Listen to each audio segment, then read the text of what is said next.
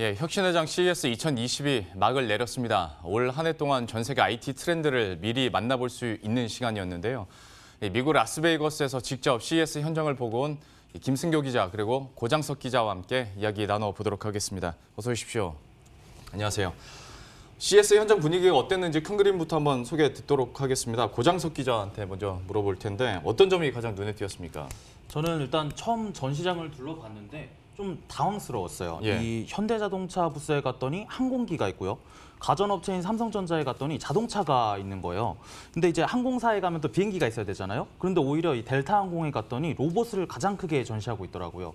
그래서 이게 가전 전시회가 맞나? 약간 이런 의문이 좀 들기 시작했는데 그만큼 이번 CES에서 기업들이 이런 경계가 점점 허물어지고 이 미래 먹거리에 대한 고민이 좀 깊어졌다고 볼 수 있을 것 같습니다. 예. 이 또 하나 눈에 띈 점은 바로 자취를 감춘 중국 기업들 그리고 우리 기업들의 선전, 이게 가장 좀 눈에 띄는 부분이었는데요. 사실 2, 3년 전만 하더라도 중국 기업들이 가장 CES에서 주목받는 기업들이었거든요. 예. 그런데 이제 재작년 가장 많이 참여했을 때에 비해서 한 180여 개 정도 중국 기업이 더 줄었습니다. 또 중국 기업들 부스에 직접 한번 가보니까 별로 새로운 게 없더라고요. 예. 또 그리고 우리 기업들 제품을 따라 좀 베낀 제품들이 굉장히 많아서 좀 눈살이 좀 찌푸려지기도 했습니다. 또 우리 기업들이 이미 시장을 좀 장악하고 있는 8K TV 이런 부분들도 이제서야 중국 업체들이 선보이기 시작했고요. 화웨이 부스를 한번 가봤더니 이제 삼성전자의 한 5분의 1 정도 아주 작은 부스였는데 예. 기존에 좀 스마트폰만 이렇게 쭈루루 늘어놓은 정도라서 스마트폰 대리점 약간 그런 것을 보는 느낌이었어요. 네. 근데 보는데 또 5분도 안 걸릴 정도로 좀 작더라고요. 근데 이제 중국 업체들이 이런 미중 무역 분쟁의 영향으로 좀 CES 참여가 좀 저조한 그런 영향이 있는데 그런 것으로 풀이가 되고 있습니다. 네. 반면에 이제 삼성전자를 보면 4,500개 기업이 CES에 모두 참여했어요. 근데 삼성전자 부스가 가장 큰 부스를 꾸려서 가장 큰 부스를 꾸려서 넓은데도 불구하고 발 디딜 틈 없을 정도로 붐볐습니다. 이 삼성이 이제 로봇하고 초대형 이제 마이크로 LED 디스플레이로 관람객들에 이제 몰렸는데요. 예. LG전자도 이제 들어가는 입구에 이렇게 둥근 모양으로 OLED 디스플레이를 쭉 깔아놨는데 관람객들이 이걸 약간 압도돼서 스마트폰을 모두 꺼내서 이거를 찍느라고 못 들어가니까 이제 안내원이 이제 좀 빨리 좀 들어가라 네. 이런 식으로 이제 미룰 정도로 굉장히 붐비더라고요. 또 이제 화면이 위에서 아래로 내려오는 롤다운 TV도 새롭게 선보였는데 마치 이게 좀 분수쇼처럼 위아래로 왔다 갔다 하는 모습을 보여주는데 굉장히 관람객들의 현장 평가가 좋았고요. 네. 현대자동차는 사실상 이번 CES의 주인공이었는데 하늘을 나는 자동차죠. 개인용 항공기를 선보이기도 했습니다.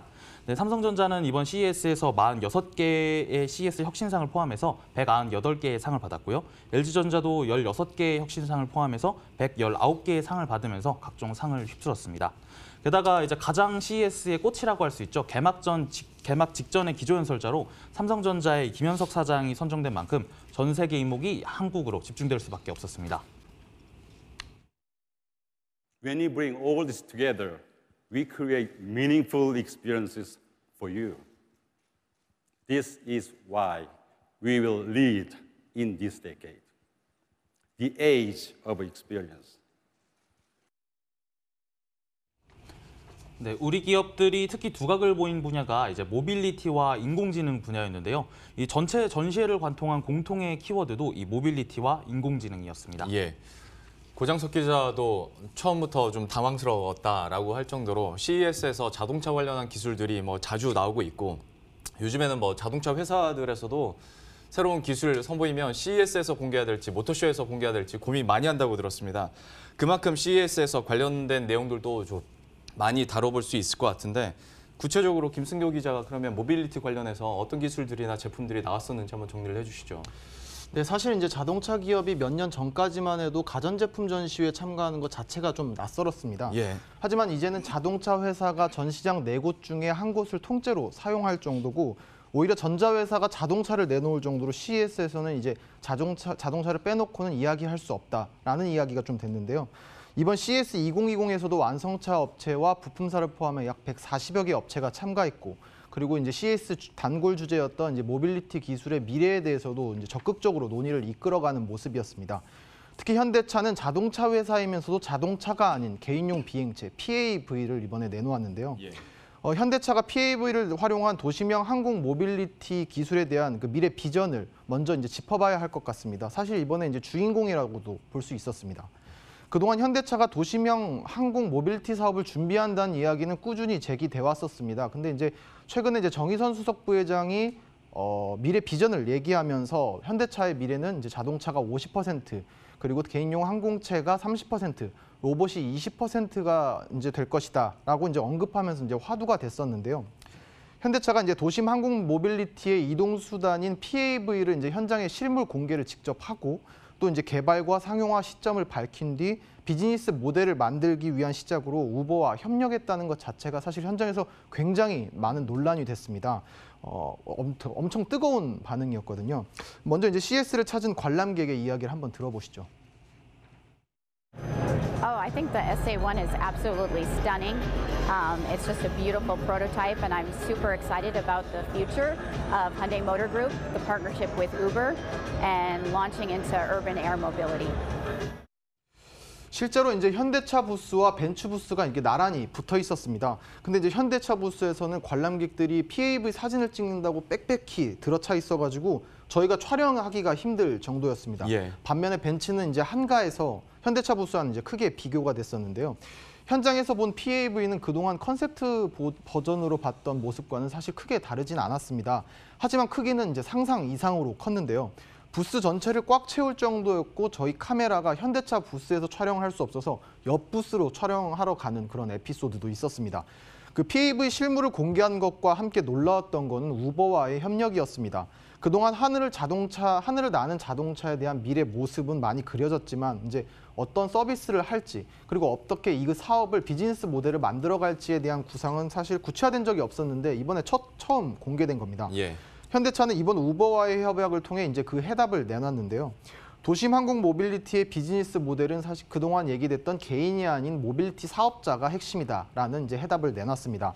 비행체 및 인프라는 현대차가 제작을 하고 이제 서비스 부문은 우버와 같은 모빌리티 사업자가 담당하는 약간 이제 투 트랙으로 가는 이제 전략이라고 볼 수 있겠습니다.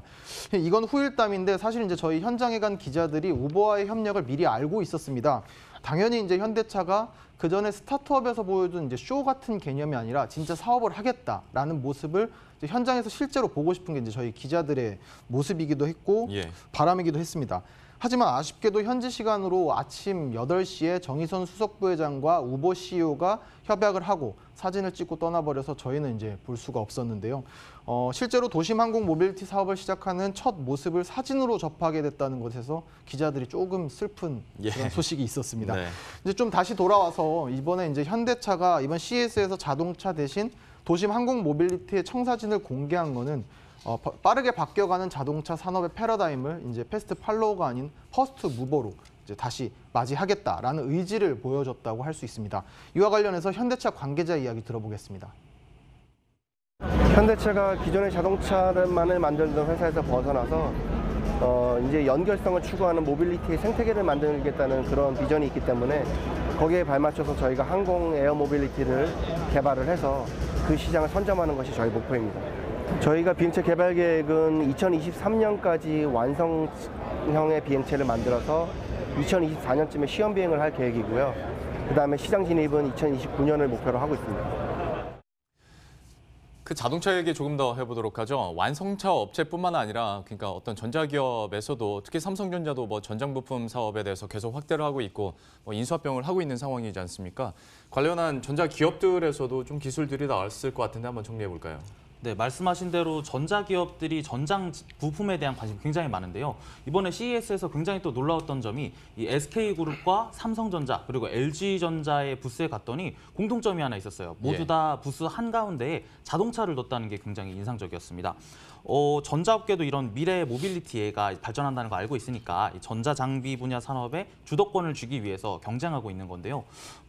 도중에 이제 삼성전자 부스로 이제 고동진 사장과 이제 박정호 SK텔레콤 사장이 이제 구경하러 왔었는데 이제 고동진 사장과 박정호 사장이 매년 이렇게 보지만 박정호 사장이 이렇게 화면이 이렇게 많이 달려 있어요. 이렇게 놀라니까 이제 고동진 사장 여기 뒤쪽에도 차량 뒤쪽에도 뭐 화면이 달려 있습니다. 이렇게 1년 동안 업그레이드가 됐습니다. 이렇게 자랑하는 모습이 굉장히 인상 깊게 보였습니다. 예.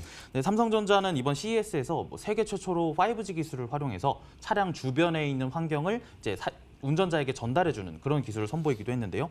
특히 이번에 SK그룹을 좀 조명해서 봐야 될 게 아예 그룹 차원에서 차량에 들어가는 소재, 배터리, 통신, 반도체까지 모두 다 연결지어서 전시를 했거든요. 이 SK 계열사가 가진 역량을 모두 하나로 모아서 이 모빌리티 산업 생태계를 선점하겠다는 것으로 보입니다. 자동차의 스마트 모빌리티 디바이스화는 점점 가속화되고 있고요. 이에 따라서 차량 내 인포테인먼트 기능에 대한 부분도 계속해서 확대되어 가고 있습니다. 차량의 유저들에 대한 경험을 어떻게 혁신시키는지에 대해서 탑승부터 주차까지의 풀 서비스 시나리오를 통해서 체험시켜드리는 내용이 오늘 보여드리는 주요 시연 내용이 되겠습니다. 네, 이런 트렌드는 우리나라뿐만이 아니라 다른 해외 기업들도 마찬가지였는데요. 소니와 파나소닉도 유명한 가전업체잖아요. 근데 이런 곳에서도 전시장에 모두 다 자동차를 한복판에 전시하고 있었습니다. 예. TV나 다른 가전제품들에는 외국인들이 별로 관람객들이 없었는데 유독 자동차 주변에만 사람이 몰려 있더라고요. 또 특히 파나소닉은 부스에서 TV를 아예 빼버렸습니다. 그래서 이들은 과거에 이제 TV 시장을 주도했던 전통의 강자들인데 이런 일본 기업들까지 모두 다 자동차를 미래 먹거리로 보고 있었습니다. 예. TV 옆에 자동차 있으면 당연히 자동차에 더 눈길이 갈 수밖에 없겠죠. 역시 중심이 그렇게 흘러가고 있는 상황일 테고 두 번째 키워드 AI, 그러니까 인공지능에 대해서 또 핫키워드 중에 하나였는데 생각해보면 이것도 자동차와 연관지어서 또 기술력이 나올 수 있는 거기 때문에 어떤 내용들이 있었습니까? 네, 사실 이제 운전자 없이 스스로 주행하는 자율주행차 같은 경우에는 AI가 사람의 인지 기능을 보완하는 아주 필수적인 수단이 됩니다. 이번 CES에서 공개된 현대차의 앰비전 S는 커뮤니케이션 램프 기술이 적용됐는데 이 기술 기반에는 AI가 이제 핵심적으로 장착돼 있습니다. 예. 예를 들어서 자동차 도로를 달리는 자동차와 자율주행차와 그리고 자전거의 모습을 좀 비교해 보시면 좀 이해가 좀 빠르실 것 같습니다. 그 자율주행차가 앞서 달리고 있는 그 자전거가 있으면 그 자전거를 뒤따라가면서 이제 조심하세요. 그리고 자동차가 접근하고 있습니다라는 이제 말을 전해주게 되는데요. 횡단보도에 멈춰서면 이제 안녕이라고 하면서 스스로 이제 정차하게 됩니다. 예. 사실 이게 단순해 보이는데 사람과 자동차가 소통하고 있다는 것은 안전에 굉장히 중요한 이슈입니다. 자전거를 타는 사람은 이제 앞만 보고 달리고 있기 때문에 주변 전후 상황을 시시각각으로 인지하기란 굉장히 어렵습니다. 결국 이제 라이더와 레이더 등을 활용해서 최소 이제 5m 전방에 있는 모든 정보를 입수하고 있는 이 자율주행차가 이 정보를 어떻게 입수하고 주변 자동차는 물론 사람에게 전달하는 것은 굉장히 안전에서 중요한 문제입니다. 그 안전에 위험될 수 있는 상황을 미리 예측하고 위험이 되는 정보를 스스로 선별해서 제공하는 역할을 AI가 담당하는 겁니다. 이와 관련해서 현대모비스 개발자 이야기 들어보겠습니다. 자율주행차는 사람하고 똑같은 인지 기능을 가져야 됩니다. 긴급한 상황에 대응을 한다거나 아니면은 차량의 안전을 위해서 외부와 소통이 굉장히 중요한 포인트가 됩니다. 그 외부와의 소통을 커뮤니케이션 램프를 통해서 자율주행차는 소통을 하려고 하고 있습니다. 일본의 자동차 기업인 도요타는 아예 이제 자동차가 아닌 도시를 건설하겠다는 우분시티 건설 계획을 내놓았습니다. 이제 우분시티는 일본 후지산 근처에 있는 폐공장지대를 AI와 자율주행 그리고 친환경 에너지로 채우겠다는 이야기인데요. 도시 전체가 미래 도시를 위한 기술이 집약돼 있다 보니까 그만큼 AI는 그 안에서 핵심적인 역할을 수행하게 됩니다. 그 CES에 있는 도요타 부스에서는 실제 우분시티에 들어갈 자율 셔틀 이팔레트와 배송용 로봇 그 마이크로 팔레트가 전시되는데요. 예. 이게 그 주변에 바리케이트가 쳐져서 제가 들어갈 수는 없었지만 이제 바로 옆에서 시연하는 모습을 좀 구경했습니다. 그 잠깐 시연을 했는데 시연자가 배송용 로봇에 자기 짐을 두고 그냥 이 자율주행 셔틀 이 팔레트에 그냥 올라가게 됩니다. 그러면 배송용 로봇이 시연자를 따라서 정보를 읽고 시연자가 탑승하는 이 플랫에 따라서 타는 방식이었습니다. 이동과 운송을 모두 AI가 탑재된 로봇과 자율주행차가 해주는 셈인 건데요. 예. 또 집안에 상주하면서 물건을 옮기는 작은 로봇과 사람의 건강을 시시각각 체크하는 로봇도 볼 수 있었습니다. 예. 참 현대차도 그렇고 도요타도 그렇고 그러니까 어떤 모빌리티 완성차만 만드는 것이 아니라 어떤 서비스나 솔루션 자체를 계속 제시하면서 미래상을 그려가고 있는 모습이었는데 그래도 CES가 명색이 IT 가전 전시회인데 너무 자동차 얘기만 한 것 같아서 가전 쪽으로도 한번 이야기해 보도록 하죠. 인공지능과 함께 또 생활 속에서 접할 수 있는 새로운 기술이나 제품들도 많이 나온 걸로 알고 있는데 어떤 것들이 있었습니까? 네, 일단 전자 분야에서는 말씀하신 것처럼 인공지능이 모든 산업군에 적용된 게 핵심으로 꼽힙니다. 일단 삼성전자에서는 이 인공지능을 중심으로 가전과 로봇을 선보였는데요. 예를 들어서 볼리라고 하는 지금 화면에 나오고 있죠. 조그만 공 모양의 로봇이 있는데 어떤 때는 반려동물처럼 이렇게 주인을 이렇게 따라다녀요. 그리고 집안이 좀 어질러져 있다 싶으면 이제 청소기 로봇을 불러서 여기를 좀 청소해라 이렇게 명령해주는 이런 역할까지 모든 가전이 인공지능으로 연결되는 겁니다. 이 기조연설에서 김현석 사장이 이제 볼일을 처음 딱 공개를 했는데 이제 앉아있던 사람들이 모두 다 같이 벌떡 일어나서 스마트폰으로 찍으려고 모두 일어나는 모습이 좀 굉장히 인상적으로 보였는데요. 예. LG전자도 마찬가지로 이제 인공지능으로 편리해진 삶 이걸 주제로 전시장에서 좀 삶을 풀어냈습니다. 예를 들어서 이제 집에서 TV를 보고 있다가 차를 타면 이제 차에서 이렇게 화면이 쭉 올라오면서 집에서 보던 드라마를 그대로 볼 수 있고요. 또 이 차를 타고 레스토랑에 가요. 레스토랑에 가면 접객과 서빙 그리고 조리 그런 것을 모두 다 인공지능 로봇이 맡아서 해주고 있습니다. 특히 지금 방금 화면에 나왔던 이 커피를 타주는 로봇팔에 외국인 관람객들이 굉장히 모여 있었는데요. 좀 앞으로 바리스타라는 직업이 좀 없어지진 않을까 약간 이런 걱정까지 들 정도로였습니다. 또 원래는 이 사물 인터넷이라는 게 연결에 중점을 뒀거든요. 예. 근데 이제는 사물 각각의 인공지능이 들어가는 사물의 지능화라는 식으로 모든 곳에 접목되는 방식으로 변화하고 있습니다. 또 한편으로는 이 중국 부스들에서 보인 제품들이 좀 거의 다 우리나라 제품을 똑같이 따라한 제품들이 많아서 눈살이 많이 찌푸려졌는데요. 이 삼성전자가 공개한 이 화면이 돌아가는 디스플레이 더 세로라는 제품이 있는데 이 제품은 이제 TLC에서 똑같은 제품을 따라했고요.